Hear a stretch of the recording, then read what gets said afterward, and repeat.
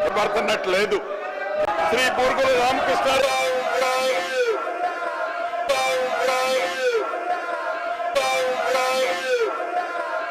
అదే విధంగా భయపడుతున్నట్లేదు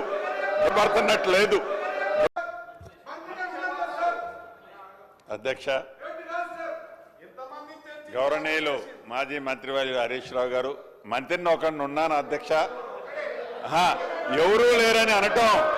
నేను ఇంకా మంత్రిలాగా హరీష్ రావు గారికి కనబడుతున్నట్లేదు దురదృష్టకరం బాధాకరం అధ్యక్ష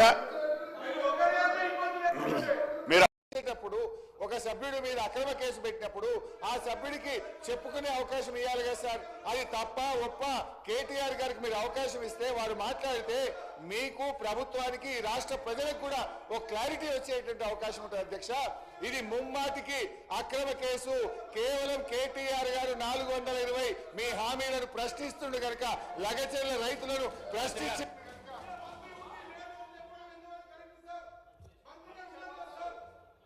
చెప్పాలి శాసనసభ జరుగుతుంది శాసనసభలో చెప్పాలి వచ్చి ఇగో గత ప్రభుత్వంలో పలానా మంత్రి గారు చేసిన చర్య వల్ల ప్రభుత్వం నష్టం జరిగిందనో లేకపోతే ఆయన అవినీతి చేసిండు ఆయన 10 రూపాయలు తినడనో ఇగో దీనికి ఈ ఆధారాలు ఉన్నాయి ఈ ఆధారంగా నేను మా ప్రభుత్వం నిర్ణయం తీసుకుంది కేసు పెడుతుంది అని చెప్పాలి ఎందుకు దమ్ము లేదు ఎందుకు శాసనసభలో చర్చ పెట్టమంటే రండల్లాగా పారిపోతున్నారు సమాధానం చెప్పాలి రాష్ట్ర ప్రభుత్వం